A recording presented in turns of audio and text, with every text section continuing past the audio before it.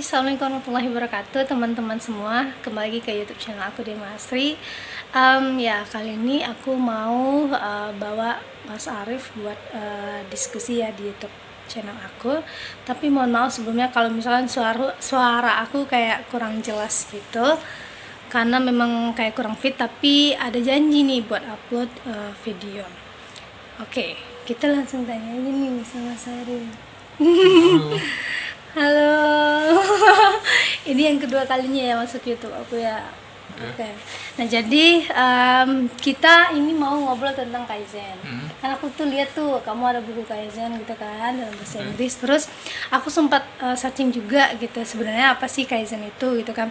Kok kayaknya dia sering banget digunakan dalam apa kayak dalam industri kayak gitu ya. Aku juga lihat kayak gitu kan.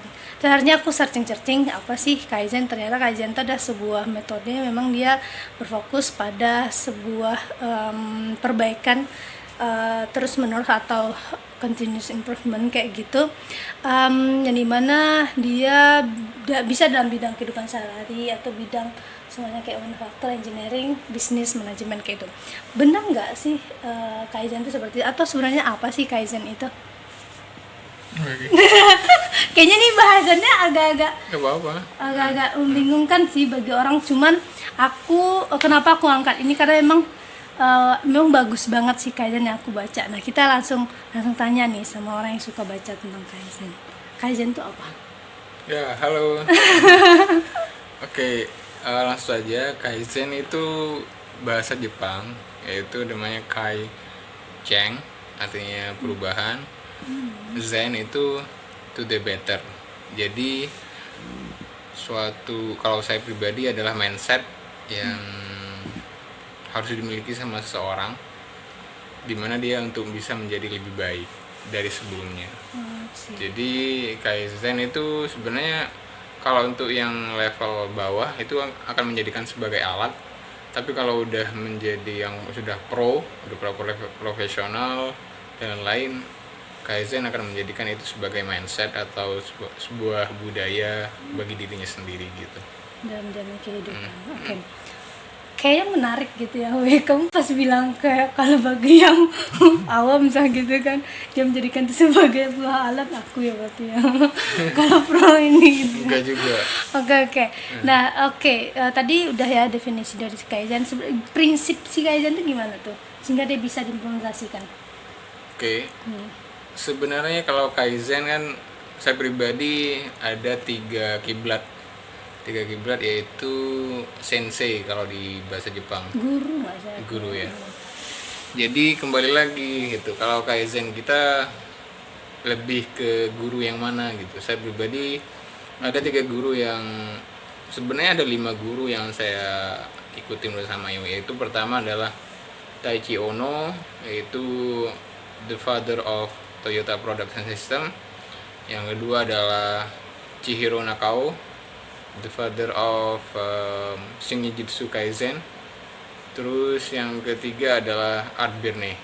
Dan yang lain yang sebenarnya ada 2 lagi, yaitu Mark Deleuze dan Profesor Bob Emiliani. Nah, Kaizen itu bisa menjadi suatu cara kita bisa learn, kalau bisa bilang learn by doing gitu.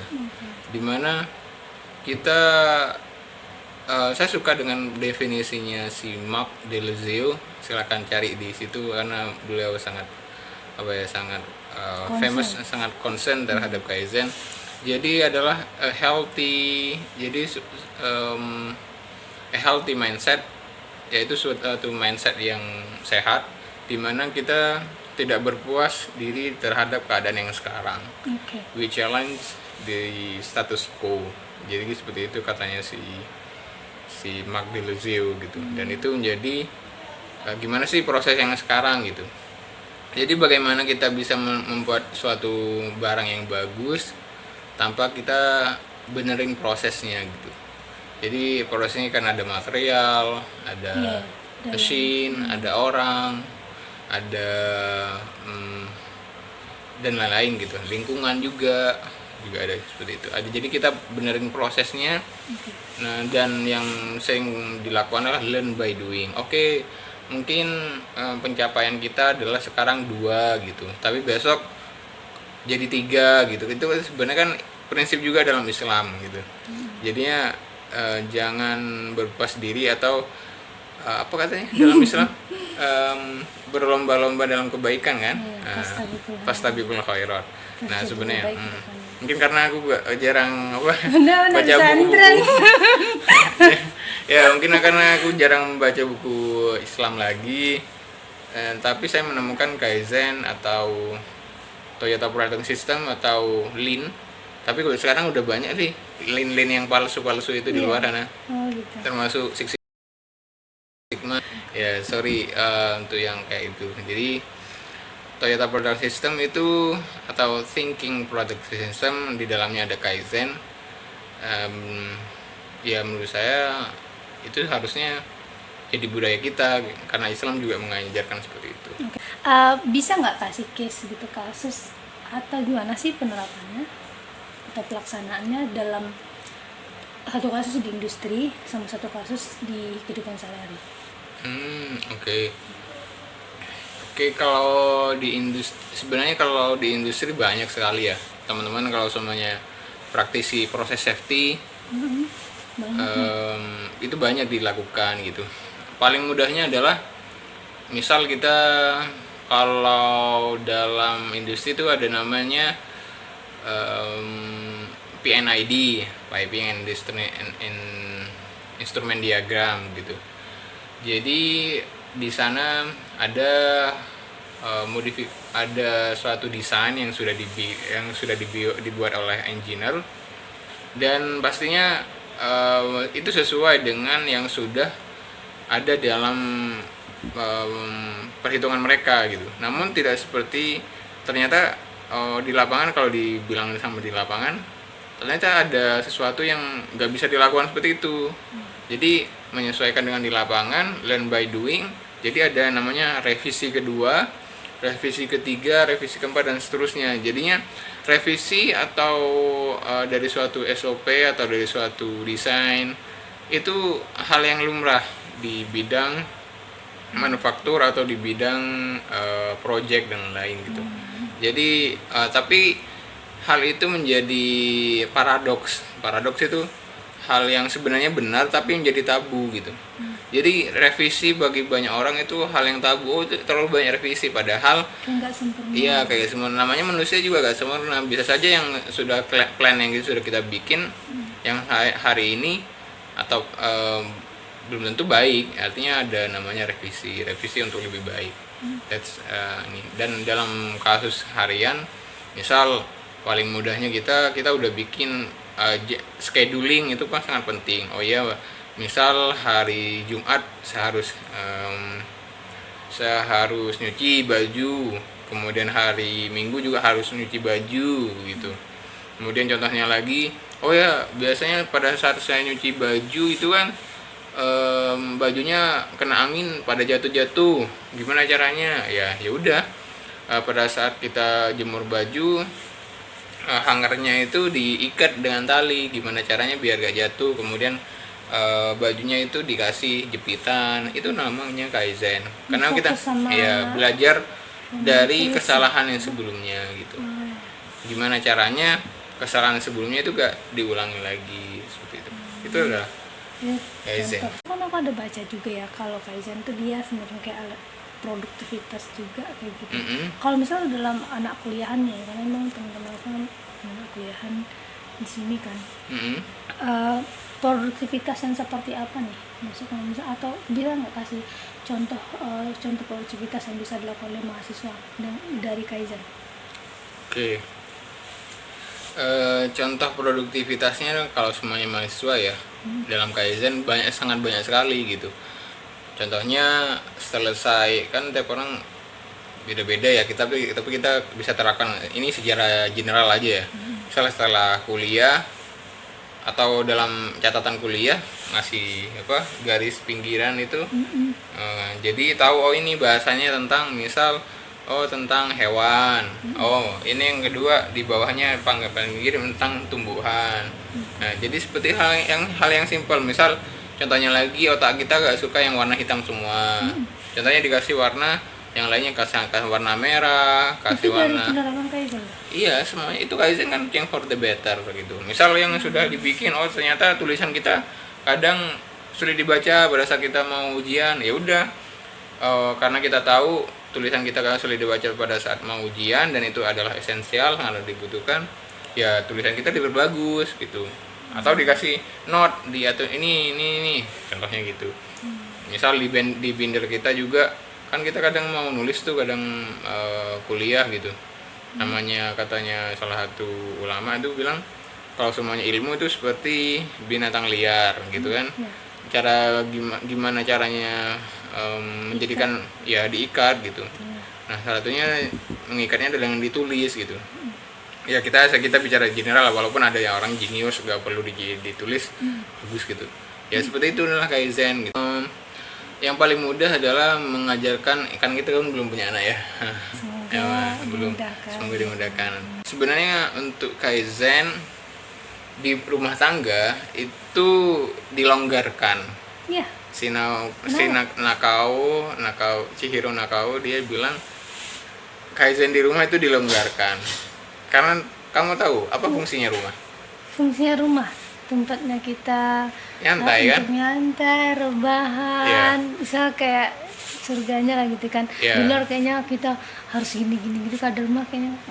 Nah, seperti itulah gitu. Ya, jadi Kaizen untuk di rumah tangga perlu dilonggarkan ya, tapi harus tahu. Terus gimana itu jadi better itu gimana? Contohnya kalau untuk anak kecil adalah misal dia belajar gitu ya. Yang paling ketara banget adalah jangan mencontohkan anak kecil kita main HP di depan dia gitu. Kan dia kan sebenarnya kan ya sebenarnya kan anak kecil kan melihat apa yang dilihat dia gitu kan, atau dilihat dari teman-temannya gitu. Jadi misal si anak kecil itu kan kadang orang tua marah kan, kenapa kamu main HP terus gitu. Padahal orang tuanya mencontohkan. Atau misal aja orang tuanya nggak mencontohkan, tapi ada teman-temannya yang seperti itu gitu.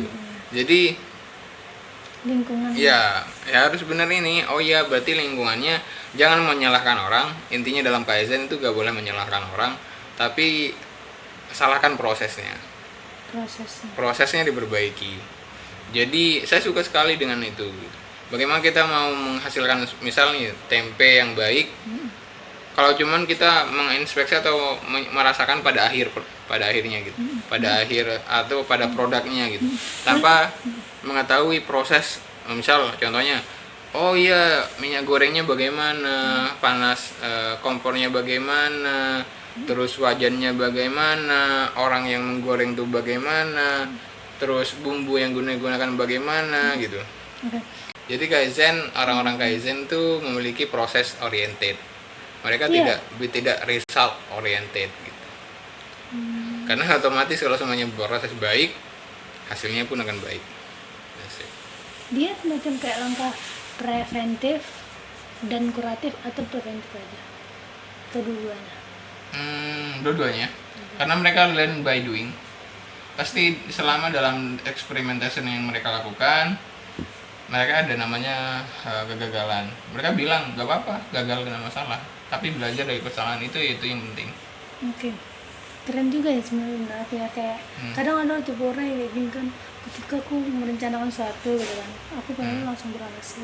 Ternyata enggak ya, Kaizen itu emang dia fokus pada learn by doing. Ketika berhasil, oke, itu karena prosesnya bagus dia. Terus kalau misalnya ketika gagal, ya belajar dari kesalahan itu sendiri caranya, dan selalu melakukan continuous improvement gitu ya, perbaikan terus menerus gitu ya.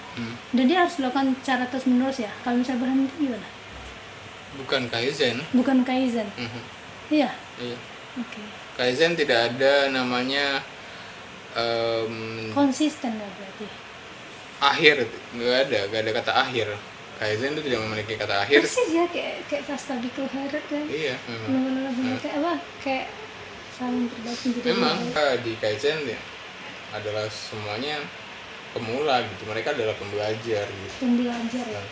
Intinya kalau Kaizen itu adalah ada 3 sih intinya. Kalau pertama adalah maksimumkan flow, aliran. Jadi jangan sampai aliran atau value, nilai tambah, nilai dari perusahaan, misal nih apa sih, dalam kan kita bisa banyak nilai itu yang memberikan profit kepada kita, sedangkan bukan nilai adalah tidak memberikan profit kepada kita gitu. Gimana caranya nilai itu jalannya cepet gitu, sampai ke customer. Nah itu udah maksimumkan flow, maksimumkan aliran. Yang kedua adalah di dalam flow itu harus berkualitas. Jadi misal kita mau ngirim air, jangan sampai air itu terhambat gitu. Misal ada PDAM terhambat, customer gimana? Marah-marah kan? Nah jadi dalam Kaizen itu maksimumkan flow, aliran, kemudian kualitasnya bagus. Terus yang ketiga adalah respect for humanity. Jadi menghargai orang, walaupun banyak orang menggunakan Kaizen dia untuk memaksimumkan flow atau aliran, tapi dia ya habis kayak nggak ekstrim, manusia iya gitu. ekstrim. Jadinya main tendang-tendang saja gitu. Ini tendang, ini tendang. Pada akhirnya orangnya nggak kerasan gitu. Memang terjadi Kaizen, cuman pada akhirnya turnover-nya tinggi, keluar masuk karyawannya tinggi gitu. Jadi 3 itu harus dipegang gitu. Yaitu maksimumkan flow. Flow itu kan banyak tuh, ada 7 flow, nanti pelajari lagi, lihat-lihat lagi 7 flow bagaimana. Maksimumkan kualitas sama respect for humanity.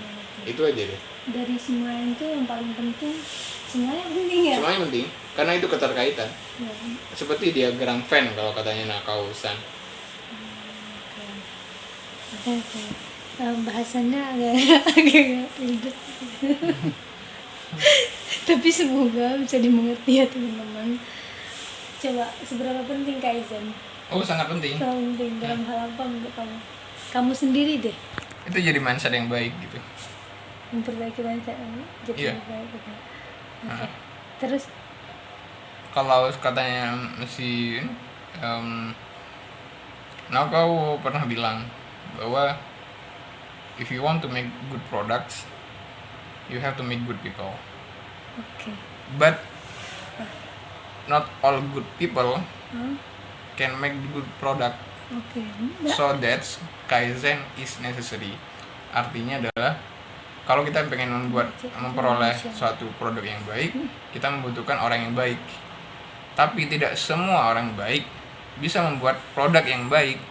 Maka di Kaizen itu penting dalam diperlukan. memperbaiki. Selama yang tenaga kerja tersebut adalah manusia. Oke, thank you so much sudah sharing sama aku yang kayaknya benar-benar nggak tahu tentang Kaizen dan baru kali ini aku tahunya. Mungkin ada penutup. Oh, apa? Carilah sensei yang baik gitu. Karena selama ya guru yang baik. Karena di sana terlalu banyak guru yang sesat. Menurut saya itu saya ngalamin gitu selama pencarian Kaizen yang baik gitu. Karena terlalu banyak guru yang sesat gitu. Apa Six Sigma lah atau Lean lah, tapi saking banyak Lean palsu gitu ya.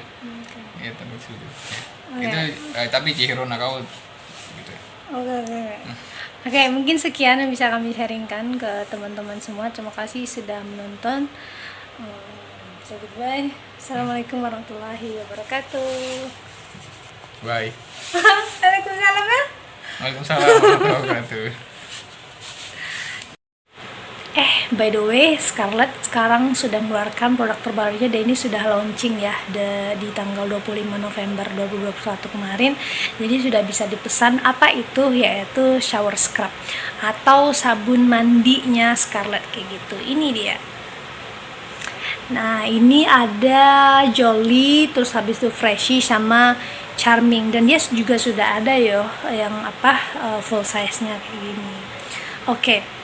Nah, seperti biasa yang kita tahu ya, untuk fungsinya itu sama seperti sebelumnya, dimana Scarlett itu dia mengandung glutathione, terus juga mengandung vitamin E, kolagen yang memang fungsinya untuk mencerahkan kulit kita gitu ya, melembabkan dan nutrisi kulit kita. Dan selalu ingat ya bahwa shower scrub ini tidak diperkenankan ya untuk dipakai oleh ke binatang kayak gitu. Terus juga kita harus tahu bahwa Scarlett ini juga halal ya, ada di belakangnya itu dia sudah halal dan dia sudah terregistrasi oleh BPOM. Nanti aku contohin ya cara bentuk ya, atau bentuk dari cairan dari Scarlett ini sendiri atau cara pakainya. Nah, ini untuk yang Jolly dimana di dalamnya itu ada scrub-scrubnya gitu ya, memang fungsinya untuk mengangkat sel kulit mati di tubuh kita. Dan aku emang pakainya yang Jolly ini gitu, dan aku suka banget. Kayaknya teman-teman emang harus coba sih yang untuk Jolly ini sendiri kayak gitu. Terus bentuk cairannya seperti ini. Nih, kelihatan nggak ya? Nih, jadi di dalamnya itu dia ada butiran-butiran kayak gitu. Nah, terus yang kedua itu ada Freshie. Dia warna kuning. Nah, untuk pemakaiannya sama seperti biasa ya. Jadi ketika kita sebelum mandi diolesin ke tubuh kita, kasih air, terus sampai baru diaplikasikan ke seluruh tubuh kayak gitu. Mandikan. Nah, sementara yang ini Charming. Untuk Charming itu warna ungu. Baunya harum ya. Memang Scarlett ini kenapa harum, karena dia ada parfumnya, ada kandungan yang di sini itu fragrance kayak gitu ya. Oke, ini bentuknya. Oke, ini Charming, teman-teman harus coba. Oke, mungkin itu yang bisa saya sharingkan ke teman-teman. Wassalamualaikum warahmatullahi wabarakatuh.